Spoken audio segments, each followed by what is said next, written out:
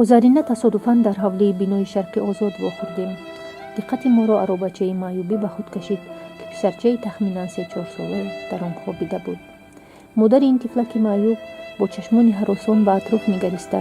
касеро ҷустуҷӯ мекард. ҳисси кунҷковии каспӣ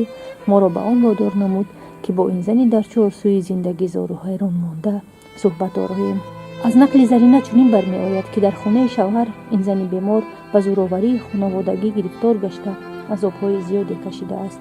дар моҳи 9-уми ҳомиладориаш хуштоману додаршӯяш зарринаро мурданивор мезананд ва баъди аз ҳуш рафтан ба хонаи падару модараш бурда мепартоянд. пас аз он ки тифли маъюб ба дунё меорад, шавҳараш талоқи ӯро медиҳад. имрӯз заррина бо кӯдаки маъюб сарсону саргардон буда ҳоли зорӣ дорад. ман заррина ном дорам. айнояи рӯдакӣ. ман як кӯдаки маъюб дорам. валиҷон ном дорад. кӯдакатон аз кай маъюб шудааст? кӯдакам ами думагиш ами хали шидагия. чӣ сабаб шуд? вақте ами ба қадам ами бачам буд, фақат ман задам азо медодан, хай мегуфтам бира хонаи оча, мегуфтам намерам хонаи оча. гирья мекардам, зорашон мекардам, мегуфтам хай холаҷон,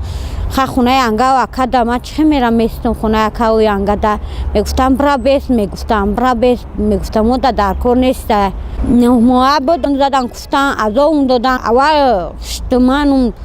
вай ка хақорат карҷанга ба ҳеварм гуфт ки хегу خیلی خونه و چه وای که راو گو ما گفتم نمیرم خونه پدرم گفت که میره وزی گو ما گفتم نمیرم گفتم همین قطیگه با خیلی هیوارم با شتا زغال دیدم با گردم شپیدم همه جون سپیو کاو با چما تلفن کردن گفتم بیای دختر تا جام گیر کنه گیریم برین گفتم دختر نمیم براگه نه برینش گفته دختر تا میکشین گفته و خواهرچه میروم ما بهش پرای دیوال در غلطیدگی همه جون پریخون بهش غلطیدگی و خواهرم همه قیداد میزنه پیرود میزنه زرینه میگه هوچون میکنه زون حلقم تروماتکیه با میگه که با خونه سوخ گفته خواهرم تش پوچه ما قچق میگیره گریه میکنه خواهرم میگه که اوه گفته زرینه مر گفته تمام شد گفته امی قیه خواهرم نمیتونه او چی کرده واد بینو قدم ده نمیتونه دانی در بروارده گفته خونت بسوزه گفته او چون که همه خیلی کشولان که ایجا کرتون پری خون کرتون کندگی تا ایجا ما کندگی با گیری کرتم اینیم جشه سوزنک زده بینانم بروا یا تاکسی دا بارون کرده گفت که بگی گو قنچقی اپتا بگی برگو در کار نیست گو بگی با خشت من گو بگی برگو در کار نیست گریه کر خوانم امخا گریه کر شوهرتون چی؟ شوهرم کرده بود بعد به سرتون نه اومد سراغ نکرد با اومد همه جون کود کرگی خیلدگی بدم هم جکده گریه داشتم اچم میزک جختگی بود دوستم دای جوم دا کتیفم دا میزک جخته بود اچم این برم گفتم هم شیره داده گیتا گفتم سیبا گفتم بیل گفتم همی خیلی غلطی دم یکی گفت که خشتمانو دومان هم قرقرتان شیدم اچم گفتم خیب بیو من با پیش خشتمان ما بعد گفتم گفت که خوی مایوب باید پشت بیارن گو که اما جو دار میکنم مایوبی گو با گفتم نه اوچا جون گفتم من بگی پار گفتم بجا وای با خشتی من گفت که نه یاروش دار کن نیسته گو با گفتم اوچا گفتم چوهای خیلی کردن گفتم بگی خونه بدروشم گفتم اوچا جون گفت که نمیدرویم زوراش کردم جان هیچی نگو گفتم ماچا جان خاطر من گفتم هیچی نگو کیف بچهش زد با وایش با دستش زده گفت که سازالی جاو شب تکو جاو تا دادم گفت زررina جان گفت خای کو غلطی دم امجا بهشیدم و با چاو آگریم شبیدم وقتی تولدتون فرا رسید همون لحظه تنتون کپ بود یا خصوصیت شده بود؟ نه همون سیاهیش هم تا ایستادگی بود. وقتی کرتاما کشیدن که همه جو تنها سیاه تو نمیجا اومد سیاه ها همه جون سیاه همه جون اشکمم در به همه شتا زدن آخه با مشت با شتا زدن آخه مشتی بچه چخیز سخته با شتای بچه سخته آخه زدن همه خودم دونستم خدای توی سر دونی و گفت که آلی آفرین گفته نمرده گو ای مردم بتر شدی گو دکترها وقتی که همون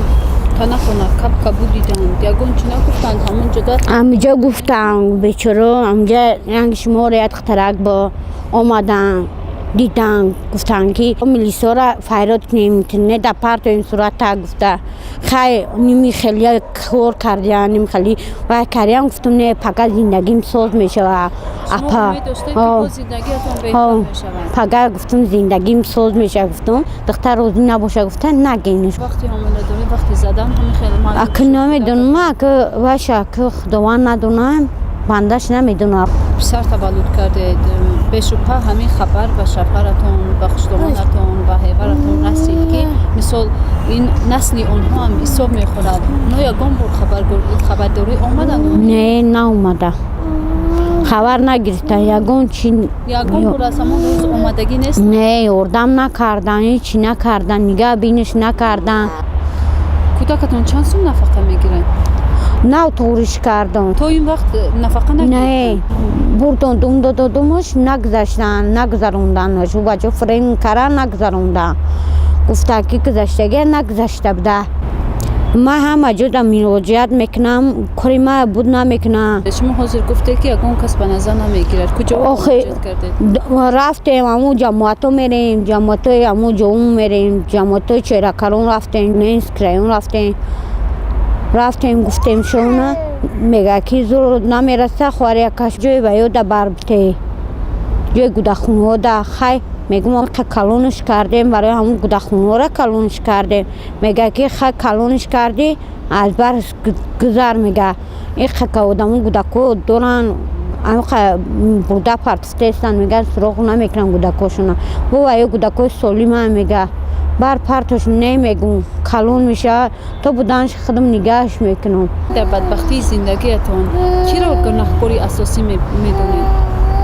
کیه میدونم وقت من ایوار میدونم کیه میدونم دیگه من هیچ کار نمیدونم ما گفتی چه که شما آدم خوبه انسانی بسیار انسانی خوبه من همین ایوارم منم هم آدمی نمیشتنی همین تاش آدمی نمیشتنی مشکلات و درد و علم‌های زرینه خیلی زیادند. با طفل معیوب حتی از یک نقطه به نقطه دیگر حرکت کردن این زن خیلی دشوار است. زرینه میگوید با سبب طفل معیوب داشتنش رانندگان نقلیات مسافرکش او را به ماشینشان سوار نمی‌کنند. سوار کنند هم برای عروبچه معیوبی 10 سومانی طلب می‌نمایند. بی‌سوادی او را دیده کسی به دادش نمی‌رسد و کجایی که مراجعت نکنند مصلحت می‌دهند که کودکش را برده به خانه معیوبان یا به یتیمخانه سپارد. اما زرینه از فرزندش دستکشی نمی‌نیست و میگوید تا روزی که پسرم زنده است او را پرستاری خواهم کرد.